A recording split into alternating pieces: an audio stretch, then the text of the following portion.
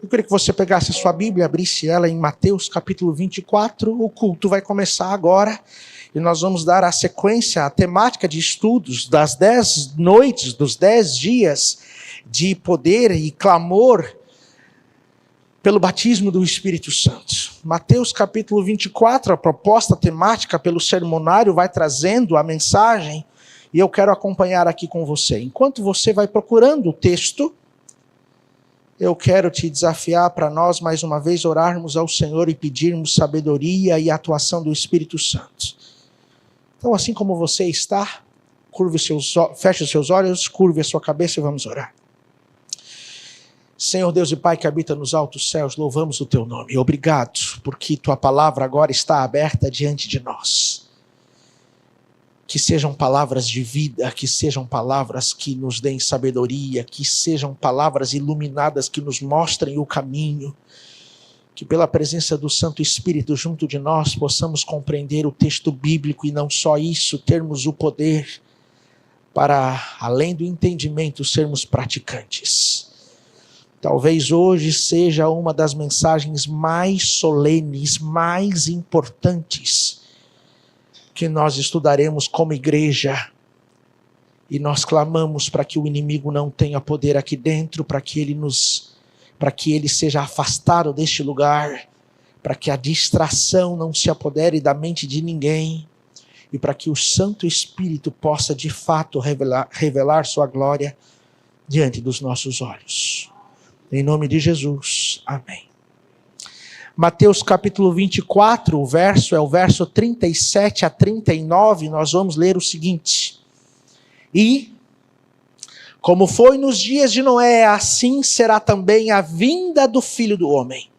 Porquanto, assim como nos dias anteriores ao dilúvio, as pessoas comiam, bebiam, casavam e davam-se em casamento até o dia em que Noé entrou na arca, e não perceberam, repito, e não perceberam, até que veio o dilúvio e os levou a todos. Assim será também a vinda do Filho do Homem. O Senhor Jesus, eu já disse aqui outras vezes, num sermão particular, não era para uma grande multidão, era só para 4 pessoas. O Senhor Jesus deu a seguinte mensagem: antes de eu voltar, e aqui vem os textos que nós acabamos de ler, o mundo vai estar nessa situação. E a primeira característica aqui enfatizada é que o problema não é comer e casar-se. O mundo estaria envolvido em satisfação pessoal, satisfação de seus prazeres, satisfação da sua natureza carnal ou pecaminosa. Aqui essa é a ênfase que Jesus está dando. O problema era viver no mundo sem Deus. Era viver no mundo sabendo que Deus existe, mas ignorando completamente o seu chamado, a sua voz e a sua orientação. Veja que o Senhor Jesus não está pregando para uma grande multidão, ele está pregando para 4. 4 esses que ele chamava de meus amigos, meus discípulos. Para esses 4 que não eram estranhos, eram a sua igreja, ele está dizendo assim: antes de eu voltar, vai ser como nos dias anteriores ao dilúvio. As pessoas... E aqui ele não está falando só do mundo lá fora. Ele está dizendo também do mundo dentro das quatro paredes de um templo, de uma igreja. As pessoas estariam preocupadas em se satisfazerem primeiro, ao invés de me buscar. A palavra afirma: haverá um momento em que a graça de Deus vai se encerrar. Haverá um momento em que a atuação do Espírito Santo não mais agirá. Nos 5 primeiros dias desses 10 dias que passamos juntos em oração e em clamor pelo batismo do Espírito Santo, vimos o que o Espírito Santo é capaz de fazer na vida de todo aquele que busca por Ele. E vimos que eu e você devemos incansavelmente, insistentemente, com todas as nossas forças, colocar isso como prioridade da nossa vida. Senhor, que eu morra hoje. Que o Senhor restaure em mim quem Tu és. E que na minha vida não se veja só um homem, só uma mulher, um jovem, uma criança, mas que se veja em mim quem é Jesus. Que eu seja luz, que eu seja sal, representante Teu aqui. E esta obra, esta oração é sob influência do Espírito Santo. Enquanto há tempo, nós vimos ontem, nós devemos de buscar pelo Senhor. Em Gênesis capítulo 6, abra sua Bíblia, Gênesis capítulo 6, o verso 3. Nas primeiras páginas da Bíblia há uma informação que chama completamente a atenção de quem pensa que Deus tudo suporta, tudo tolera. Ontem eu e você lemos na palavra do Senhor que Deus nos ama incondicionalmente. E que Ele nos salva incondicionalmente. Não há um critério nenhum sequer para mim e para a tua salvação. Do jeito que estamos, o Senhor nos salva, nos ama. Só que uma vez que nós aceitamos essa salvação, uma vez que nós aceitamos este amor, nós vimos ontem que Deus, por intermédio do Espírito Santo, não aceita que permaneçamos da mesma forma. Por quê? Porque o plano do Senhor Deus é viver eternamente com você. E se você não for parecido com o Senhor Deus, escute, você não irá gostar de viver a eternidade ao lado de Jesus. Portanto, a obra primazia, a obra primeira, a melhor e maior obra que Deus pode fazer não é carro na garagem, não é dinheiro no bolso, não é saúde, não é emprego, não é família unida, é uma vida transformada. E é uma vida transformada não de acordo com o teu critério, mas de acordo com o critério que Deus estabeleceu, de acordo com quem Ele é. Um caráter semelhante ao dele. E é essa obra que o Espírito Santo anseia, necessita, com todo o coração dele de fazer na minha e na sua vida. Portanto, terminamos a mensagem de ontem entendendo que nós temos que pedir. Nós temos que autorizar para que o Espírito Santo faça essa obra. Porque caso contrário, ele não fará. E essa autorização, esse pedido, ele tem que ser constante todos os dias. E aí terminei o sermão de ontem lendo essa passagem. Diz assim o verso 3. Então disse o Senhor, não contenderá o meu espírito para sempre com o homem, porque ele também é carnal. Porém, seus dias serão 120 anos. Não vou me deter no período de tempo, não é relevante, mas aqui está dizendo que eu e você somos o quê? Carnal. Temos uma natureza pecaminosa, temos uma natureza carnal que só se preocupa com os nossos desejos, com as nossas sensações, com os nossos prazeres. Se eu me sentir bem, eu vou. Se eu me sentir bem, eu faço. Se isso for melhor para mim, não me fizer nada contrariado, eu permaneço. Caso contrário, não conte comigo. Aqui o Senhor Deus está dizendo o seguinte, eu vou trabalhar no coração do homem, mas o texto é claríssimo ao afirmar, não contenderá o meu espírito para sempre com o homem. Significa, está muito claro no texto bíblico, que o Senhor Deus está definindo que não vai ser um Deus bobo, apesar de ser um Deus bom. Meu pai fala uma frase que ontem eu já repeti ela aqui com vocês. Quando eu era muito jovenzinho, tentei fazer ele várias vezes de bobo. Ele dizia assim, meu filho, não confunda pai bom com pai bobo. E muita gente acha que Deus é bom, mas ao mesmo tempo tenta fazer Deus de bobo. Deus está claramente dizendo o seguinte, eu não vou agir para sempre no coração do homem. Chegará o dia em que não mais trabalharei. Deus não vai fechar a porta da salvação de forma arbitrária. Ela se fecha quando o coração resiste continuamente àquilo que ele está pedindo para ser feito. A resistência é que vai provocar o limite da paciência de Deus. No capítulo 7 de Gênesis, abra lá sua Bíblia, o verso 16, falando sobre os dias de Noé mencionado por Jesus no seu último sermão. Gênesis capítulo 7 vai dizer o seguinte, verso 16, e os que entraram eram macho e fêmea de toda a carne, como Deus lhe tinha ordenado. E o Senhor o fechou dentro, ou o Senhor fechou a porta.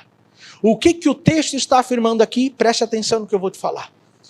Se calcula, lá dentro da faculdade de teologia, a gente acaba aprendendo que os primeiros seres humanos da Terra, as pessoas criadas pelo Senhor, Adão e Eva, viveram quase 1000 anos. E eles viveram quase 1000 anos gerando outras pessoas que também viveram quase 1000 anos. Essas outras pessoas que também viveram quase 1000 anos geraram outras que também viveram quase 1000 anos. E assim por diante. Era muito tempo, muita gente gerando gente.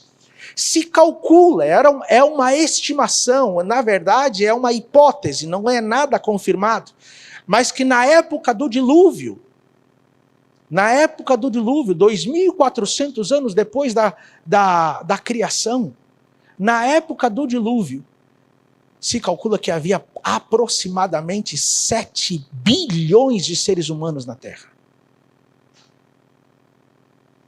Desses 7 bilhões de seres humanos, o verso 4 do capítulo 6 de Gênesis vai dizer que só Noé achou graça diante do Senhor Deus. Só ele não vivia como a maioria.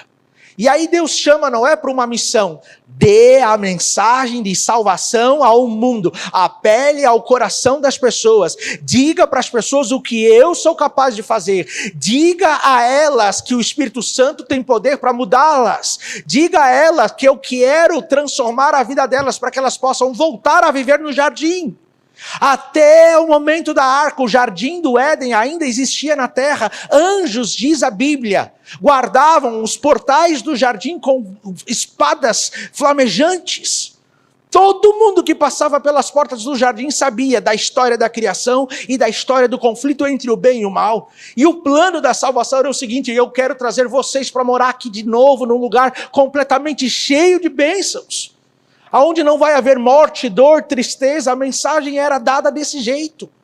E aí Deus diz: Noé, é você quem vai levar a mensagem. E antes de Noé começar a pregar, e Noé não pregou só com um sermão, Noé não pregou só com estudos bíblicos, Noé pregou com cada batida que era dada em uma tábua, em um prego, para construir aquela arca. Muita gente ajudou e aceitou a pregação. Só que a grande realidade é que a maioria das pessoas não aceitavam o espírito que estava por detrás da mensagem. Não aceitaram realmente o autor da mensagem, que era o Espírito Santo. Por isso ele vai dizer, e você acabou de ler comigo: o meu espírito não agirá para sempre. Não agirá para sempre.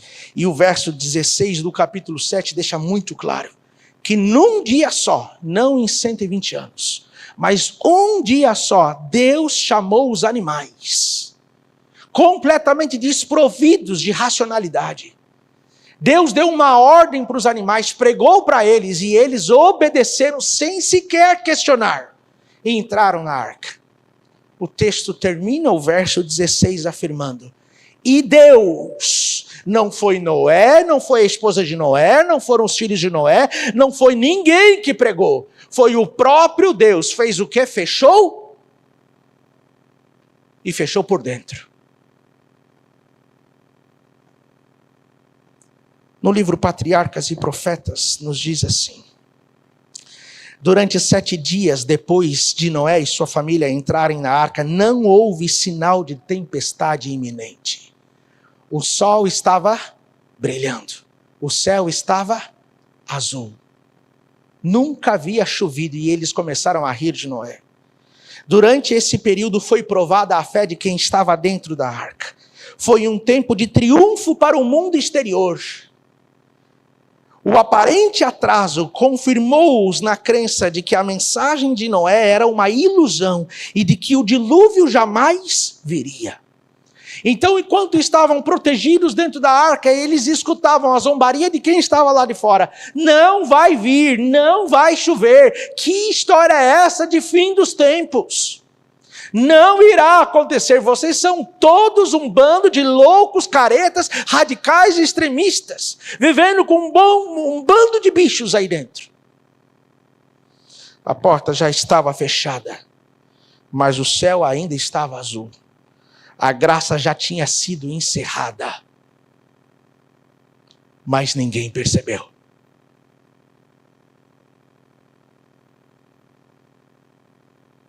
Vocês viram? Nesse momento, Deus não iria salvar mais ninguém. Até que começou a chover, suplicaram por salvação para entrarem na arca. Só que a porta já tinha sido fechada, repito, não por Noé, não pela família de Noé, nenhum bicho gigante fechou aquela porta. Foi o próprio Deus. O que Deus fez? Simplesmente respeitou a decisão das milhares de milhões de pessoas que estavam do lado de fora. Nós não queremos. Ele aceitou. A porta se fecha para quem rejeita a luz. A Bíblia vai dizer em Mateus capítulo 24, abra lá sua Bíblia, Mateus capítulo 24. O verso 14 é o verso que leremos, palavras do próprio Senhor Jesus, que diz o seguinte: e este evangelho do reino será pregado em todo o mundo.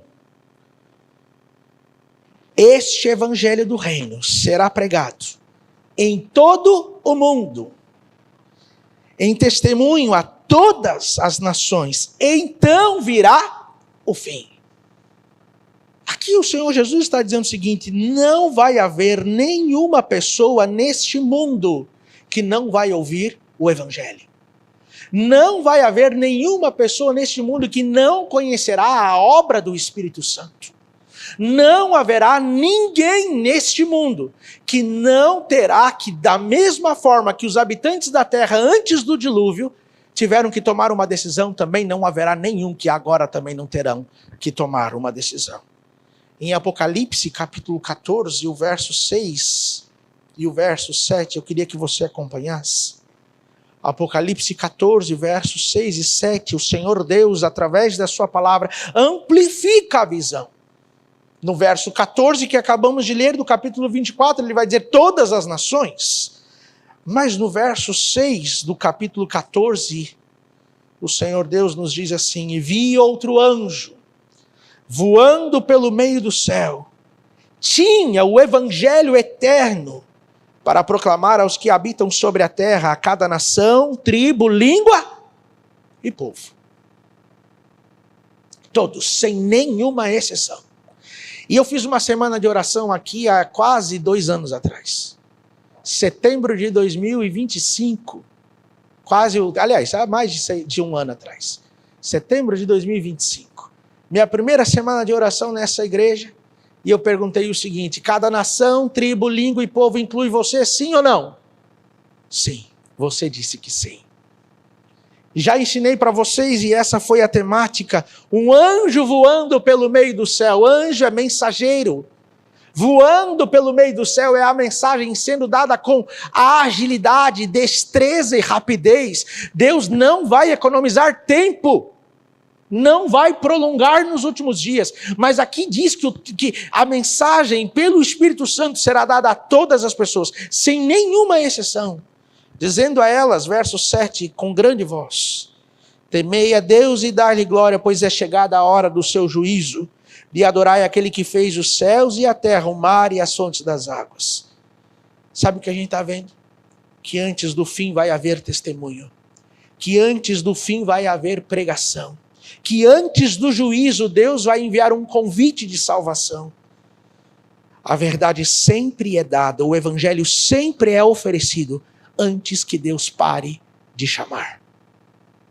Antes que Deus pare de agir. Antes que o Espírito Santo pare de querer transformar. No livro de 2 Coríntios, capítulo 3, o verso 17.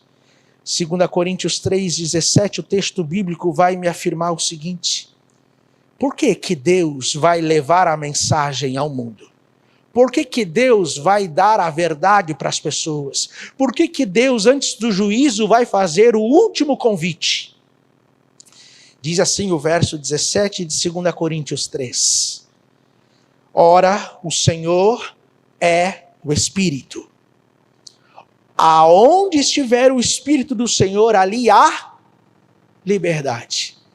Se eu pudesse passar o microfone para alguém aqui e perguntasse assim, o que é liberdade? Eu sei que viriam várias respostas, mas eu acho que todos nós iremos concordar com a seguinte definição de liberdade. Liberdade é a capacidade de escolher. Só pode escolher aquele que sabe a verdade. A Bíblia vai nos falar, você não precisa procurar esse texto com a gente, mas João 8,32 é um dos versos mais conhecidos, diz: e conhecereis a verdade, e a verdade... Por que me liberta? Porque me dá a chance de escolher. Escolher o quê? Por que o Espírito Santo diz aí o texto que você tem aberto em suas mãos, 2 Coríntios 3,17? Por que aí vai dizer que o Espírito nos dá a liberdade? Porque ele nos dá a chance de querermos viver a mensagem, de querermos viver o Evangelho, de aceitarmos esse convite de Deus, a transformação que o Espírito deseja fazer na minha vida e na sua, ou não. Por isso eu e você temos liberdade. E aqui o texto é claríssimo, a mensagem é dada para que eu e você venhamos ter liberdade. Escute bem a frase que eu vou te falar. Deus se agrada quando você utiliza da liberdade que tem. Agora olha que frase gigante. Ele vai respeitar a sua decisão, seja qual for. Só que preste atenção. Se você disser, entra na minha vida, entra na minha casa, me quebra, me transforma, me renova, me batiza com teu poder, me batiza com teu espírito, molda quem eu sou, não deixa eu ser o mesmo, modifica a minha natureza, me transforma, deixa mais semelhante ao Senhor, Ele vai fazer, Ele vai cumprir, Ele vai realizar a promessa. Ele mesmo diz, a boa obra que eu comecei em vós, eu vou completá-la. Eu vou te dar o poder para realizar, o desejo de pedir.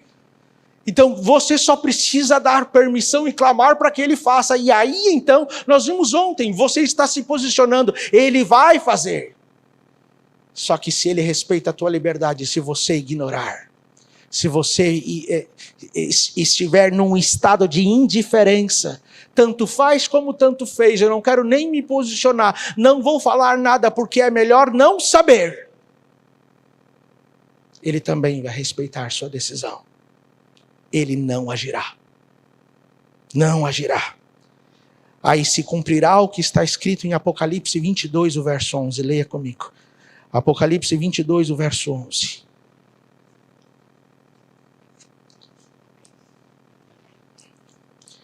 Quem é injusto, esse eu vou esperar você encontrar. Quem é injusto, faça injustiça ainda. Quem está sujo, continue ainda se sujando. E quem é justo, faça justiça.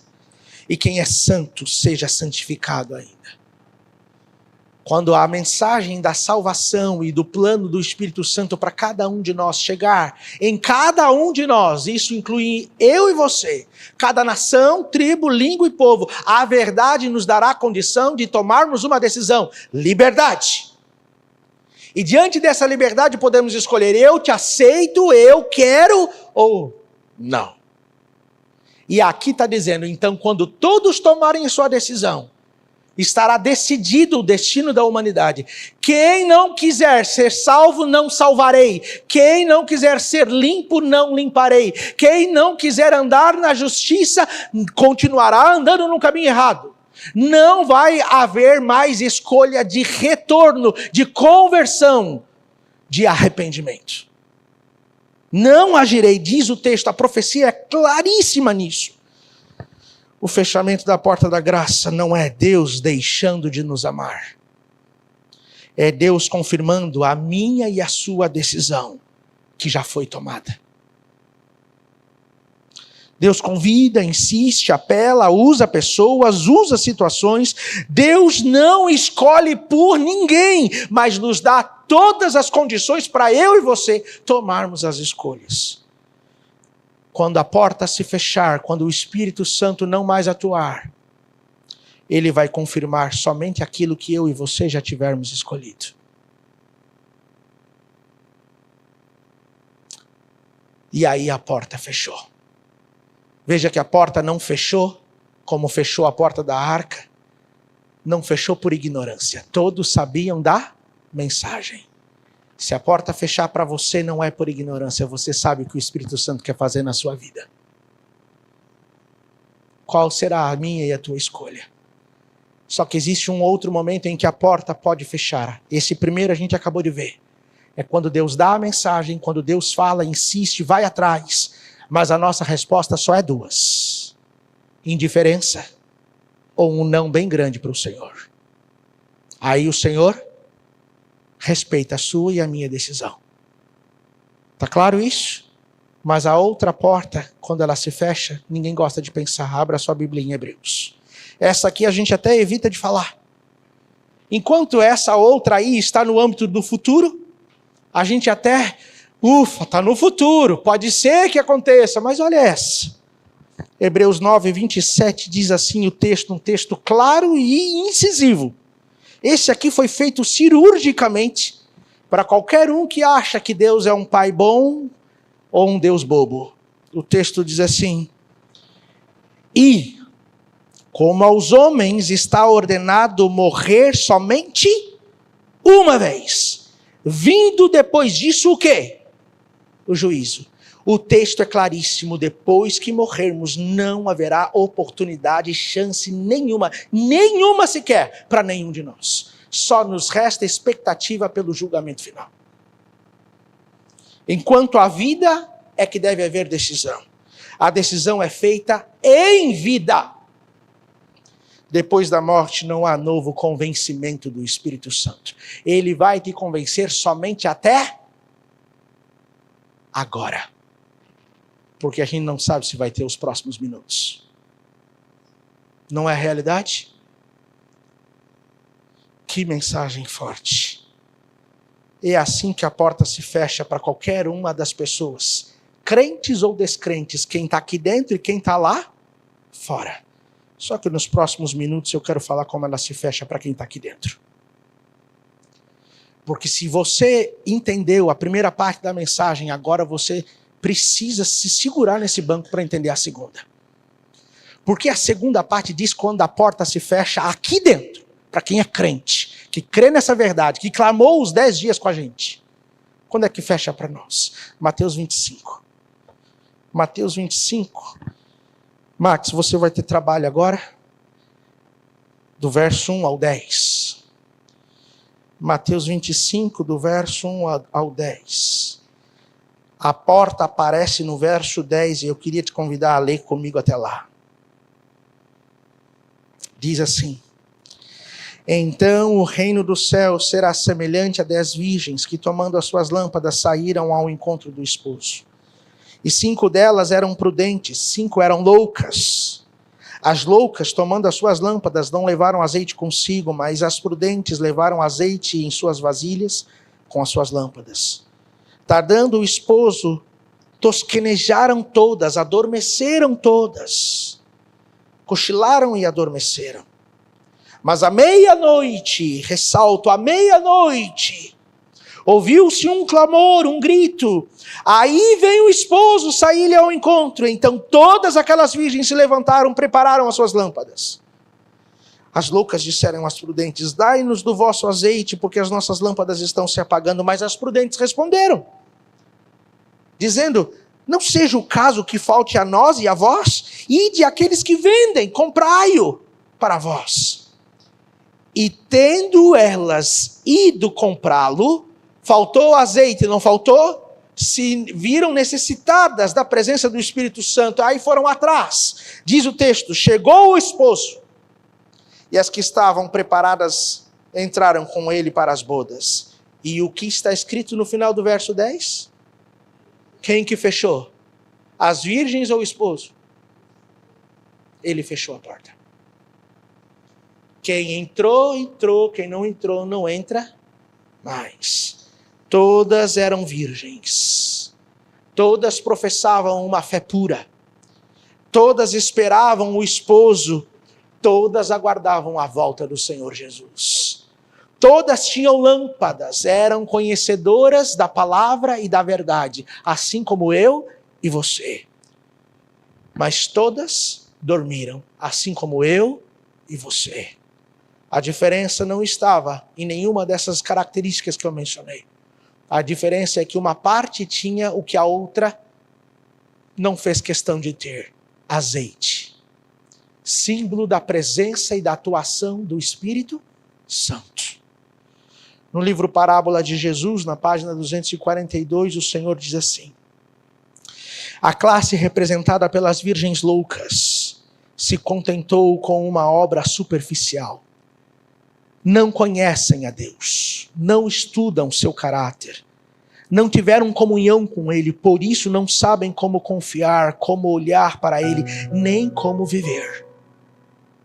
Aqui está dizendo que a classe que ficou sem o poder do Espírito Santo não ficou porque não tinha à sua disposição, ficou porque quando ouvia a mensagem agia com indiferença. Indiferença. Até vinha nos 10 dias de clamor. Até vinha aqui à frente na oração do altar para orar por alguém. Mas quando o Espírito Santo falava diretamente ao coração dela, pedindo mudança, essa classe falava assim: se der eu faço.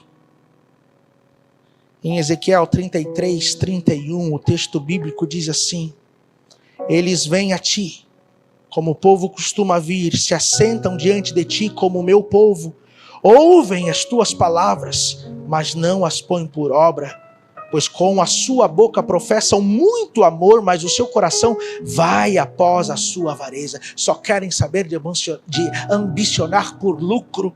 Repito, estou na igreja, vou à igreja se for do jeito que eu quero, se for bom para mim, porque se não for, não vou. Se exigir de mim mudança, não é mais o lugar que eu quero, porque me incomoda, mexe com o meu ego. Está aqui. Por que as virgens loucas ficam sem azeite? Porque são indiferentes, descuidosas. Religiosidade sem comunhão. Não era falta de igreja para elas. Era falta de intimidade com Deus, de transformação. Tem forma de cristão, mas não tem a Cristo. Pelo Espírito reinando dentro do seu coração e na sua vida. As 10 virgens só perceberam que lhe faltava azeite quando ouviram o clamor: eis o esposo! Aí todas acordam e as 5 percebem que não tem o azeite. Só perceberam a falta quando o evento final já estava em andamento. Enquanto estava tudo normal, parecia suficiente o que tinham. Quando o sinal veio, revelou a sua realidade. Por que eu estou falando isso? Olha o que diz o livro Eventos Finais. Como a aproximação do exército romano foi um sinal para os cristãos da iminente destruição de Jerusalém, também o movimento para a imposição da lei dominical será para o povo de Deus um sinal de que o fim está próximo. Um sinal de que o limite da paciência de Deus será atingido. Quando os eventos finais se intensificarem, não será a hora de buscar pelo azeite. Mas quando começar a acontecer a movimentação para impor a marca da besta, a lei dominical, o que a gente está vendo através da parábola das 10 virgens, é que aquele movimento é que vai revelar quem buscou o azeite de quem não buscou. Será a hora de revelar de quem já possui esse azeite. Ainda nos eventos finais diz assim: quando a prova vier, será mostrado claramente qual é a marca da besta. Aqueles que passo a passo cederam às exigências do mundo e se conformaram com os seus costumes, não acharão difícil submeter-se às autoridades dominantes, em vez de se sujeitarem ao escárnio, ao insulto, à ameaça, à prisão e à morte. O conflito é entre os mandamentos de Deus e os mandamentos dos homens. Nesse tempo, repito isso, neste tempo, qual tempo? Tempo do fim. Neste tempo, o ouro será separado da escória da igreja.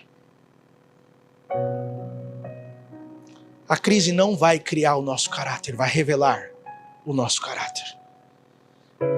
O maior perigo é a igreja perceber tarde demais que estava vazia, cheia do poder do Espírito Santo.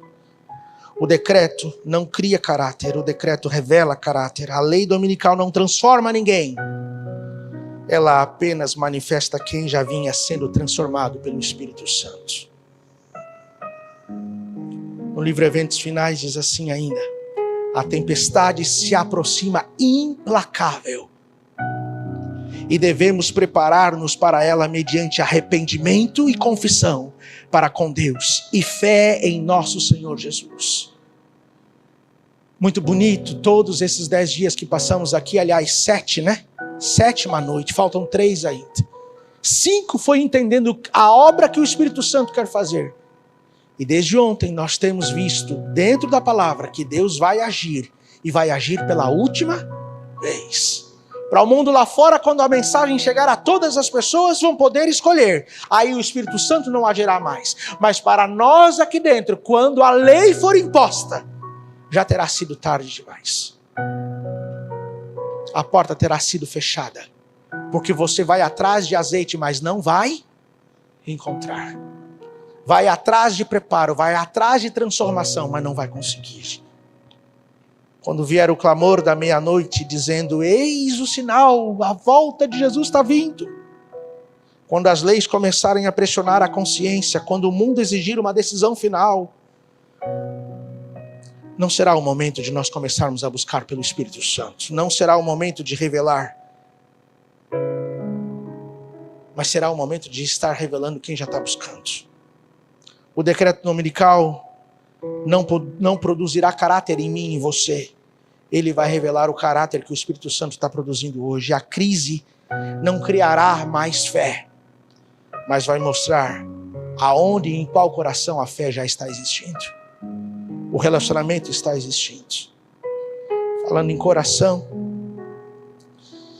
em Hebreus capítulo 3, o verso 15 está um dos últimos textos que eu quero mencionar com você. Hebreus capítulo 3, o verso 15, abra lá. Eu sei que você já está cansado. Eu estou vendo algumas pessoas olhando para cima, olhando para o relógio.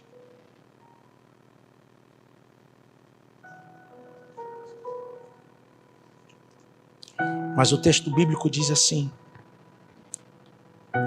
enquanto se diz, verso 15, Hebreus 3, verso 15, enquanto se diz: hoje se ouvirdes a sua voz, não endureçais o vosso coração como na provocação. O maior risco espiritual não é a oposição aberta a Deus, mas é achar que Deus está provocando a cada um de nós com uma mensagem como essa. É dizer não quando poderia dizer sim. É agir com indiferença quando poderia tomar uma decisão. Porque se você for para casa e esse culto só for mais um culto, essa mensagem só for mais uma mensagem, amanhã você estará com o coração mais duro do que hoje. Mais duro e mais duro e mais duro. Até que vai chegar um dia quando o sinal despontar à meia-noite dizendo: o esposo está voltando. Muitos de nós vão erguer e pegar a palavra e dizer: Jesus está vindo. E anunciar ao mundo a última mensagem de salvação. Você vai querer fazer a mesma coisa. Vai lhe faltar poder.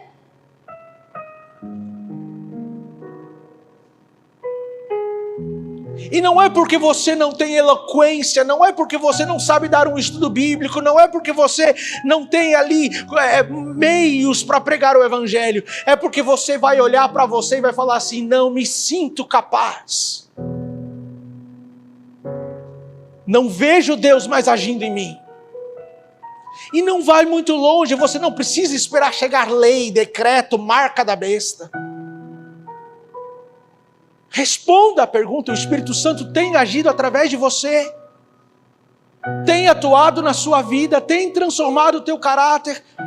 Tem chamado a atenção de quem anda ao teu redor para Cristo?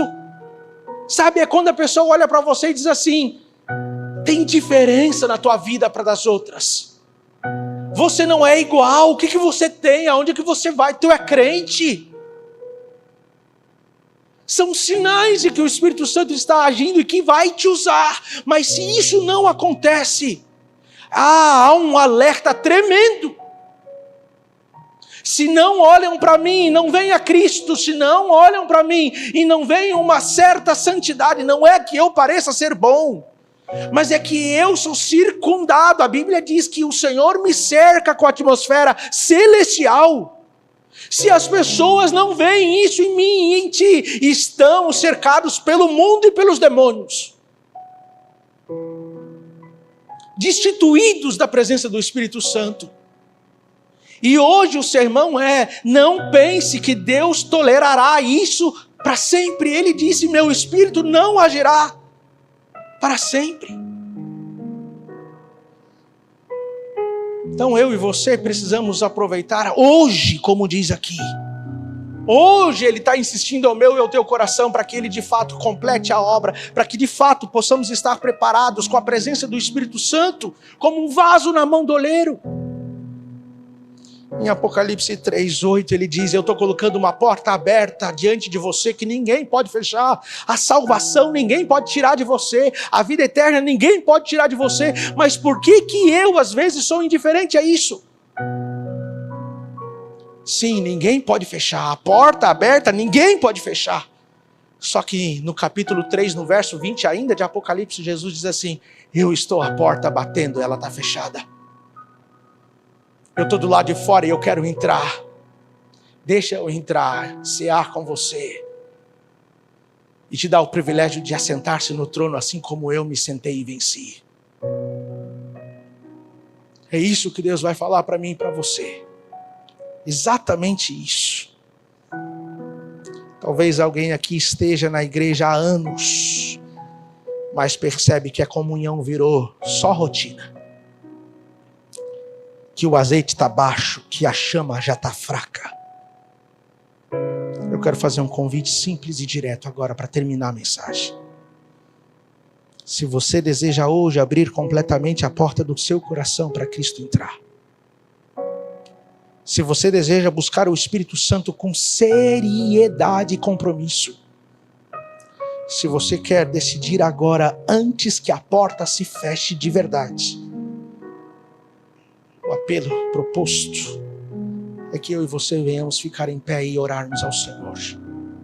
Não para mostrar para os outros, mas para declarar diante do céu que nós escolhemos o que o Espírito Santo quer fazer na nossa vida. Amém, que bom. Mais alguém quer ficar em pé? Amém. Amém. Eu sei que o relógio já se faz tarde. Eu sei. Mas aí também entendo que essa mensagem pouco se fala, pouco se prega, pouco se sabe. Eu não sei se você entendeu. A porta vai fechar quando todos ouvirem a mensagem. A porta vai fechar quando a morte chegar. Mas você já ouviu a mensagem, está ouvindo a mensagem. A porta pode fechar para você se o teu estado como as virgens loucas for igual. Indiferença. E quando você buscar pela presença do Espírito, ele não vai ser encontrado, sabe por quê? Porque terá sido tarde demais. Sabe, tem muito adventista que vem falar comigo e fala assim: quando vier a lei dominical, quando vier a marca da besta, eu me firmo, eu faço tudo certo. Vocês acham que vocês vão conseguir? Não vão. Porque o pouco do poder do Espírito Santo que ainda estava com você vai ser retirado. E ao invés de estar pleno e cheio do Espírito Santo para revelar a glória da mensagem da verdade ao mundo, nós estaremos completamente destituídos. Só uma pergunta. Lúcifer tinha a plenitude do Espírito Santo atuando na vida dele, sim ou não? E era chamado de o portador da luz. Jesus mesmo olhou para nós e falou assim: vocês são a luz. Vocês devem brilhar. Vocês são portadores de luz. Está vendo que ele está nos igualando? Quer dizer, porque o Espírito Santo pode viver em mim e em você. Mas e hoje o Espírito Santo está com Lúcifer, sim ou não? Nada? Nada, não é? E o que ele se tornou? Um demônio. E foi isso que Deus permitiu que acontecesse. Chegará o dia, não faz muito tempo, e não vai levar muito tempo, nós vamos ver homens cheinhos da luz de Deus, da presença do Espírito Santo. E eu quero orar para que seja você. Mas ao mesmo tempo nós vamos ver homens e mulheres que estavam com a luz, mas se transformarão em demônios, porque o Espírito Santo será retirado de suas vidas. Não pode ser você. Não pode ser. O que você tem que fazer para isso acontecer? Hoje, se ouvirdes a sua voz, não endureça seu coração. Vamos orar? Senhor Deus e Pai que habita no céu, louvado seja o teu nome por essa mensagem. Há oportunidade para todos nós aqui. E estamos em pé diante da tua presença porque entendemos que a ação do Espírito Santo é incondicional, mas não durará para sempre. Hoje é o tempo de preparo, hoje é o tempo da busca, hoje é o tempo de clamarmos para que seja feita uma obra em nossa vida que nos prepare para viver os últimos dias dessa história e para estarmos em pé olhando para ti quando tu voltares em glória e majestade e face a face, de mãos dadas, cantando louvores a ti, viajarmos rumo a Canaã celestial para lá vivermos contigo. Isso, Senhor, em nome do Senhor Jesus, arranca dos nossos corações a indiferença. Arranca dos nossos corações o desejo pelas coisas desse mundo. Por favor, batiza-nos com o poder do Espírito Santo para que o Senhor opere em nós, tanto o querer quanto o realizar. Nós não podemos fazer por nós mesmos, mas o que a gente pode fazer é clamar, buscar e pedir. E aqui estamos. Faça uma obra em nós. Em nome de Jesus. Amém. Que Deus abençoe. Até amanhã à noite. Vamos com a graça e a paz do nosso Senhor Jesus.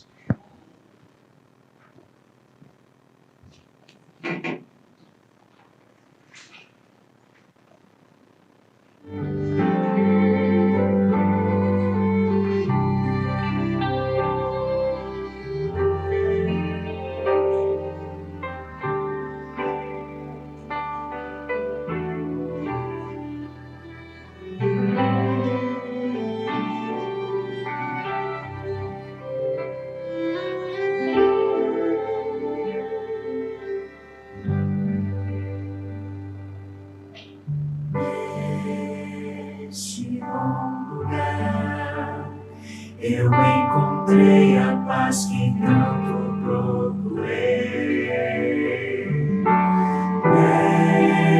Neste bom lugar, os meus anseios e temores eu deixei.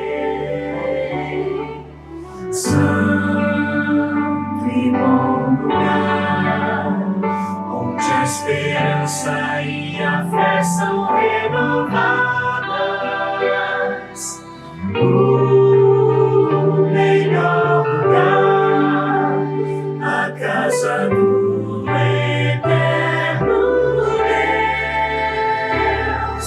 E ao sair deste santo lugar, vem a tua mão abençoar meus passos, minha vida, para que eu seja para o mundo uma luz, para revelar